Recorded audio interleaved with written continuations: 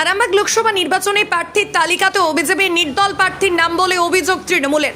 জানা গেছে, গত আরামবাগ পৌর নির্বাচনে বিজেপির প্রার্থীর হয়ে আরামবাগের 5 নম্বর ওয়ার্ডে দাঁড়িয়েছিলেন আরামবাগের রবীন্দ্রপল্লীর বাসিন্দা রঘু মল্লিক। এবারও 2024-এর লোকসভা নির্বাচনে প্রার্থীর তালিকায় নির্দল হয়ে লড়তে চলেছেন, আর সেই নিয়ে তৃণমূল অভিযোগ করতে শুরু করেছে। এ বিষয়ে আরামবাগ সাংগঠনিক জেলা তৃণমূল কংগ্রেসের চেয়ারম্যান স্বপন কুমার নন্দী বলেন, বিজেপির এটা গোষ্ঠীদ্বন্দ্ব, অনেক ভোট কাটবে বিজেপির। আর এই ঘটনাকে কেন্দ্র করে আরামবাগ লোকসভায় রাজনৈতিক মহলে শোরগোল পড়েছে।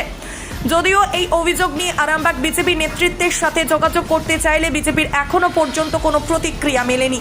এ বিষয়ে আর কি জানা যাচ্ছে, বিস্তারিত রইল আপনাদের জন্য নিউজ বাংলাদেশা। চেয়ারম্যান ছিলেন, আপনারা জানেন যে উনি অন্যত্রে 5 একর জমির ব্যবস্থা করে দিয়েছিলেন।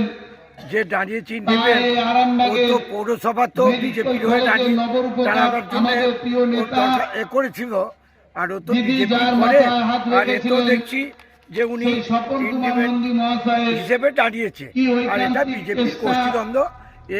এও অনেক ভোট বিজেপি কাটবে, এটা আমার কাছে খবর আছে। এটাতে কি কত নম্বরে দিয়েছে সিরিয়াল? 10 নম্বরে এটা আছে। ওনার বাড়ি কোথায়? বাড়ি আরামবাগে 5 নম্বরে তো দাঁড়িয়েছিল বিজেপি। কি বলে গোষ্ঠীদ্বন্দ্বের ফল বিজেপি? আরামবাগ মতিলাল টেলিশপ ও স্যামসাং সার্ভিস সেন্টার, অনলাইন বা যে কোনো দোকানের থেকে সস্তা। আপনাদের সকলের প্রিয় মতিলাল মোবাইল, তাই আজই আসুন।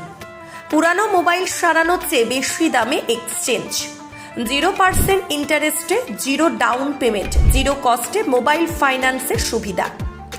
আমাদের ঠিকানা পুরাতন বাজার, আরামবাগ হেডপোস্ট অফিসের বিপরীতে, আরামবাগ, হুগলি। আমাদের যোগাযোগ নাম্বার 7001304430।